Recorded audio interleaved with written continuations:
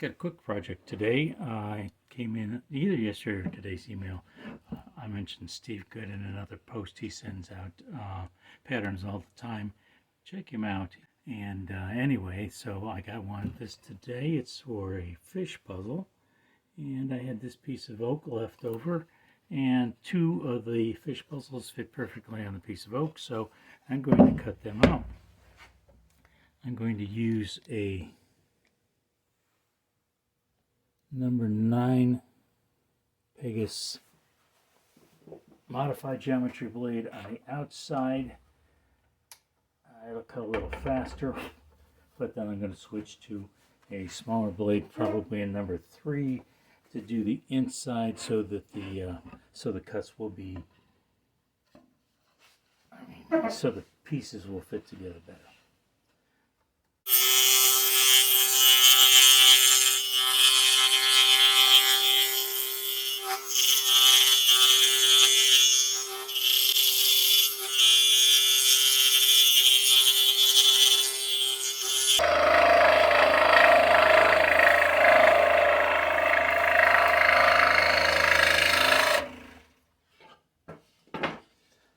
That's one side. I realized after I started cutting this that there's a hole for the eye, and my experience is, even though this is not real close to the edge, if you have when you drill a hole close to the edge of a part, sometimes the grain will tear out. So I'm going to cut that, drill that hole first, and then I'll come back and do the rest of the cutting on this. Okay, there's the hole for the eye. I'll finish the rest of the outside cut.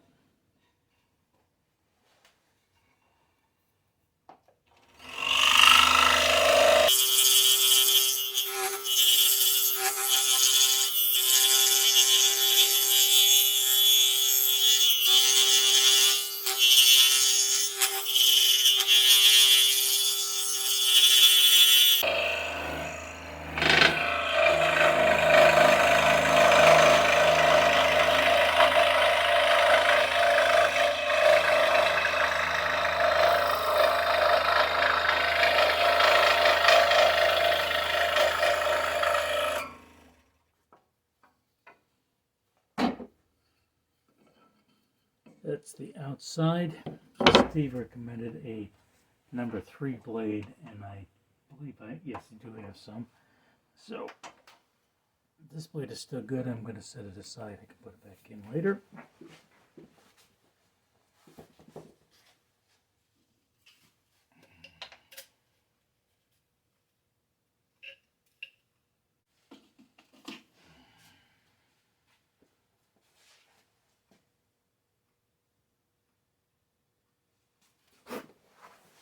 This number 3 blade is really small. You probably can't even see the teeth on it. And what you need to do before you put this in the saw is to see which way the teeth run, and I can run the blade over my thumb. That way, not much resistance. There's quite a bit going that way. By the way, don't press too hard. You don't need much.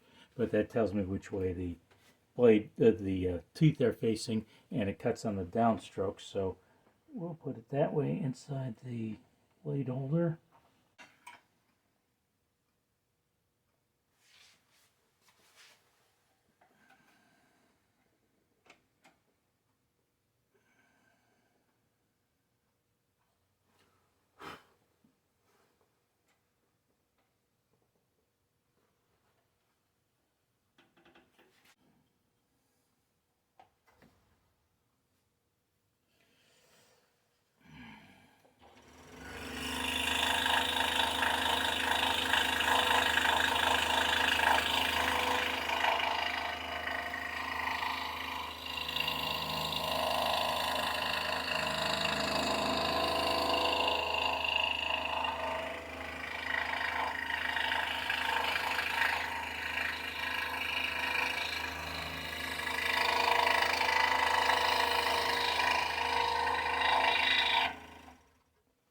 When cutting a puzzle, in particular with some other items, it's not as important, but when cutting something like a puzzle, you want it to fit this way or this way, and it does, no problem. So I know I'm in a 90. The other thing is not only a 90, but when you're cutting, don't put too much pressure on the blade because these blades do flex. You can probably see that. So don't put too much pressure on the blade because then you will not get an even cut either. I started with the tail, and that makes the fish shorter and easier to cut.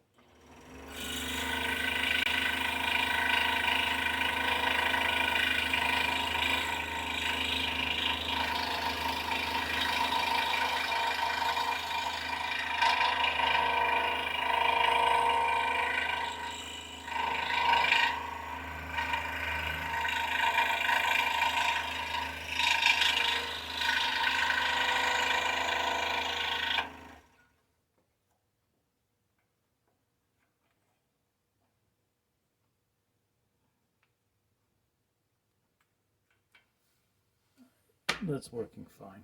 A few more cuts and our fish puzzle's done. By the way, I just thought of something. On a puzzle, you obviously want to follow the lines closely, but if you're a little bit off, nobody's going to know because you're going to peel the pattern off and nobody will know where the original line was. As long as you're careful on things like these little pieces that interlock, you want to get them as close to the line as possible to make sure they interlock nicely and come apart easily. Another tip when you're cutting a puzzle is the order in which you do the cutting. You'll see that there is a line that goes all the way across there, and then some that go part way.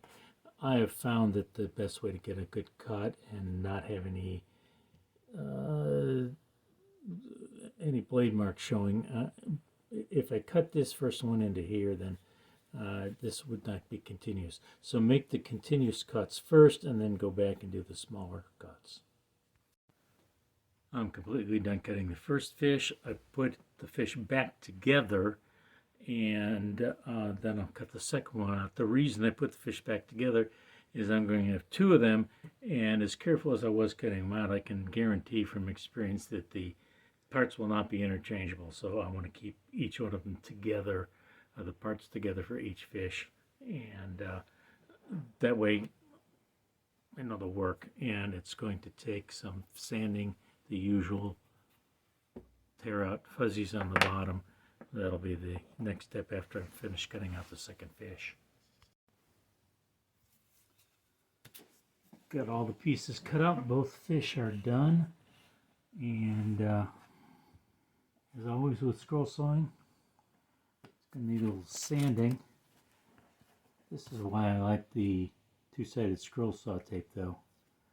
Just a little fingernail under the edge. And it peels off like that.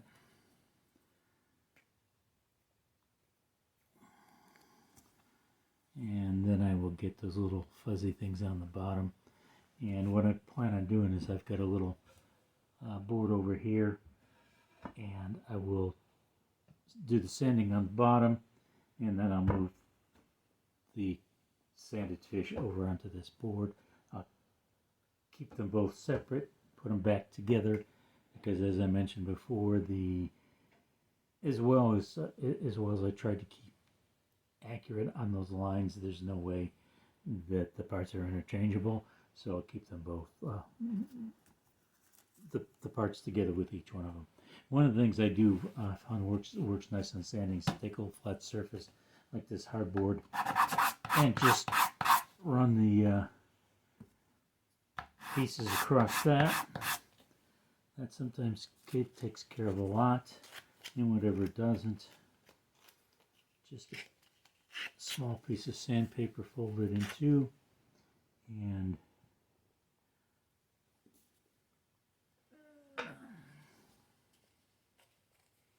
that will take care of the rest. The sanding is done. I'm going to put some finish on these fish. I decided I'm just going to use some spray polyurethane. I don't really need to get in fact, I don't think I want to get all the inside surfaces on it. a homemade spray booth I put together, just some plywood sides. I got a Lazy Susan inside of it, and it'll swivel all the way around so that I can get all sides of a whatever I'm finishing.